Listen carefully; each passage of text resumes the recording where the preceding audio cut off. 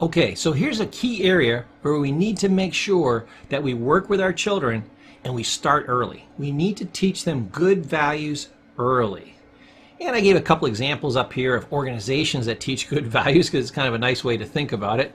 You got the Boy Scouts. If you're a girl, you got the Girl Scouts. There's also Indian Guides, so that was kind of a neat one. I didn't do the Boy Scouts, but I did the Indian Guides.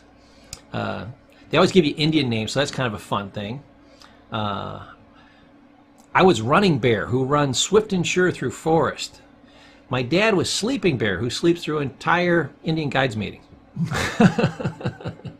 But it was a fun thing, and me and my dad got to do it together.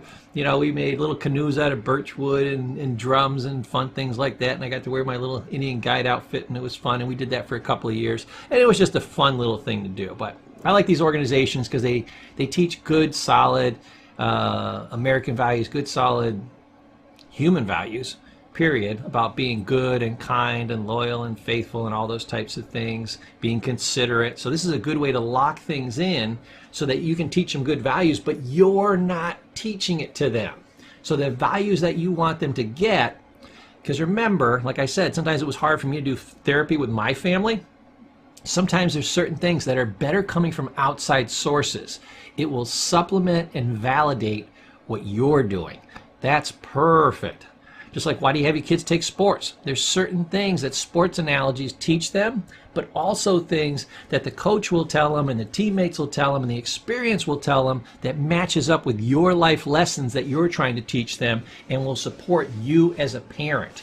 So these are another thing that's part of your outside team to help you raise your child in a positive way versus some of the negative ways that work against you, like, you know, most all of television.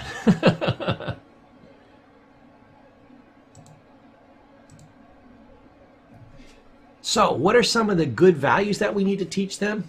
Honesty is obviously a key one.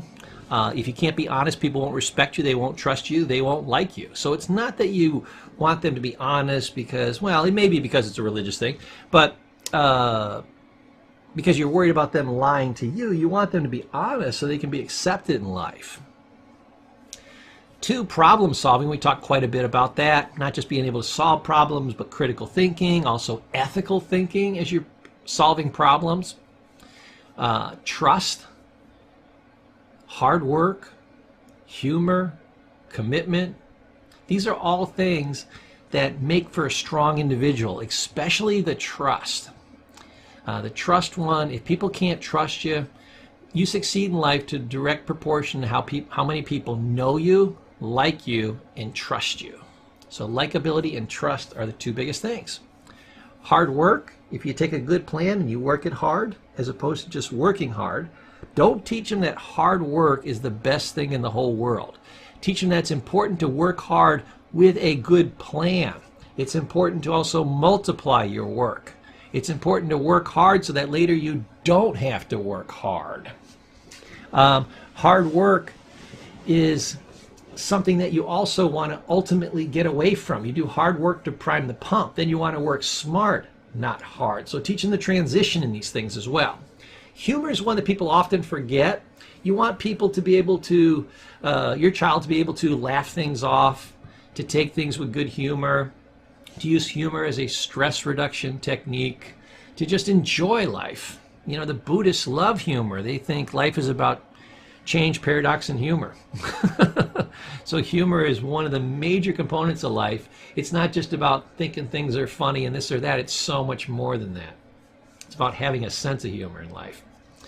Commitment, working on something, staying with something, not quitting. Finances, we talked about earlier, how important that is. Mental toughness. This is why you want your children to have some challenges.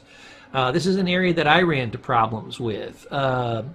My parents were very good to me. My parents didn't make me work too hard. When I was a young kid from like 0 to, I would say, till I turned 13, I didn't have to do much anything.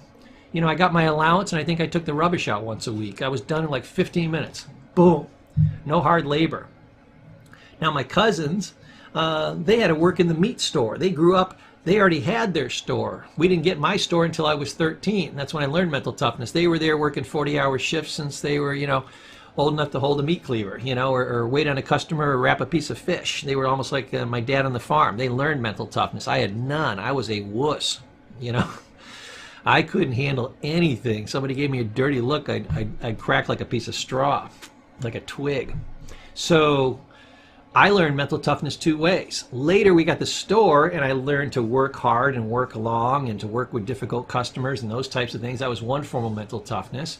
But still physically and mentally I wasn't that strong. So I had my Kung Fu instructor. I started taking Kung Fu and he taught you how to be physically and mentally strong. You know, he'd have you doing push-ups till you puked and 8-mile runs and, you know, they'd be doing stomach punches, you know, till your eyes were watering. They'd have, you know, 3 guys beating on you at once. You'd hold push-ups until your arm shook and you collapsed and you couldn't hold it anymore. They would teach a lot of mental toughness. So between my dad teaching me one set of skills and my instructor teaching me the other, this was part of, I guess, my dad's team coming in to help fill in those gaps, make a stronger human being. 9 is kindness. My parents were very good at teaching this. I always had good friends that taught kindness. Contribution is one that people forget. Look at your children and say, what do you contribute to this family? You know? You always feel better when you contribute. So let them do something and make them feel good about that. Hey, that was really great. That took a load off of mom or dad.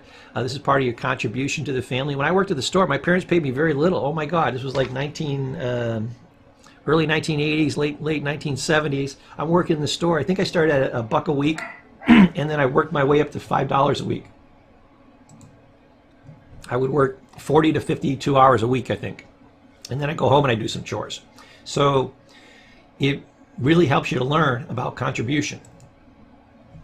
But I'll tell you, I felt good about that. You know, my parents had worked very hard their entire life, not saved up a single penny because they raised 5 kids, put everything they ever earned into this store, and they needed their 2 kids that were left, me and Paula, to help them run it. They couldn't afford, you know, 2 extra staff members. That would have doubled their staffing costs. They had to pay themselves, and they had to pay Gladys, who was our part-time worker, and they had to pay me and my sister. So they didn't really pay me and my sister. And when I asked my dad for a raise, he'd go, are you eating okay? Did I pay for your school trip? You know, do you have money for candy bars and comic books? That's it, you're done. Okay? But now secretly, later, and he told me about this, he was stashing some money away. So when I left, you know, when I went off to college, I had enough to pay for a car, and I had enough to have like a couple thousand in the bank. Okay, so I had my startup money. They couldn't really help me with college tuition. They helped a little bit, but not much. They paid maybe like probably 20-25% of my college. The rest I had to pay for. But it taught me that I'm contributing to my family, I'm helping, and that people should do this. And I felt good about doing it. I felt like I was stronger than other kids. I felt like I was getting smarter than other kids. I felt like I was really helping my family. I was helping my community. People knew me in the store. We were very loved in that community. So it was a sense of contribution. And number 11, it was personal development. I was learning and growing and expanding. And it taught me to love personal development, to love to watch your own progress as a human being, literally. And 12, teach them about sharing. I used to love Christmas. When I was a little kid, it was all about the toys. As I got older, it was all about buying other people presents and watching their joy. So it went from a me thing to a them thing. That's what sharing is. Sharing is huge in life, but in proper proportion. Don't teach them to overshare. That's a martyr. Don't teach them to undershare. That's a Grinch. You know, moderation in all things. Buddha said, moderation's in all things, including moderation. Sometimes you just got to go hog wild. Have a drink, relax. Buddha was a funny guy. Education. That education is important. You know what actually taught me that? My Kung Fu instructor. I was learning skills, and therefore I had an unfair advantage in life. Okay? I could check that box off, and I could beat anybody. I no longer had to worry about personal safety or my relationships with other people. They were going to either be nice to me or they were going to be gone, but it was going to be one or the other. I was always going to come out on the right end. So I could do this in any area of my life. My buddy Nick helped me understand this. He said, Paul, if you get a really good education, yeah, you'll have to work hard for 4 years or 8 years or whatever, but then for the rest of your life, and I got to hallucinate, you're going to be alive for that. Education is how you be lazy. Get a bunch of education so you can make a bunch of money so you don't have to work so hard. You don't have to work 2-3 jobs. You can make the same check or more and have more control over your life if you just get a good education. And I said, oh, that matches up with what I learned in Kung Fu. Get superior skills, you have superior results. Boom. Loved education. Positive attitude. My parents were good at teaching positive attitude, so was my Kung Fu instructor. They always said, you can have a positive or a negative attitude. I can prove absolutely positively, scientifically in life that it's complete and utter crap and it's horribly negative and then you just die. I can prove that. I can also prove everything is perfect in life, everything is in balance, everything is wonderful, and there's explosive joy in life. And I can prove that absolutely positively, scientifically. I said, given the fact that both are equally true, why not have a positive attitude? Why? Because you'll feel better living like that. You sure as hell wouldn't want to live the opposite way. And a positive attitude tends to get you more what? Positive results. So given the fact that there was more advantages to the positive than the negative, I went with the positive. Otherwise, I would have gone with the negative if it made more sense. But teaching a positive attitude and different ways to have a positive attitude. Positive attitude is a skill. You have to teach this. Now, friendship is also huge because friendships are what develop your character. So you want to make sure they get the right friendships. My parents always wanted me to bring my friends home and have my friends around the house. Why? Because if you're hanging out with a jerk, you will not bring them home. If your friends are cool, you'll bring them home. And you won't worry about how they act around your parents or if your parents are going to like them or not. My parents loved all my friends. Why? Because I learned by bringing my friends around the house early that you don't bring anybody home that you don't want your parents to see.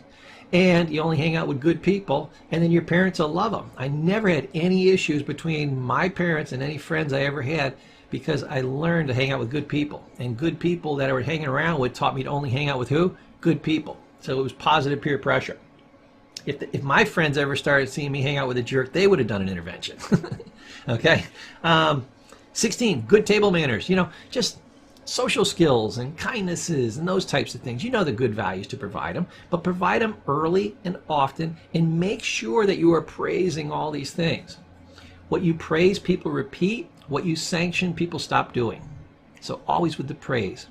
And always giving them a good reason for it. Say, be good to your sister. No, be good to your sister because that's who you're going to spend the rest of your life with. Be good to your sister so she'll be good to you. Be good to your sister because you don't want to embarrass yourself in front of your friends by acting like a jerk. You'll say, oh, I'm just being mean to her. No, all your friends see is you being mean. Now they kind of think you're a jerk.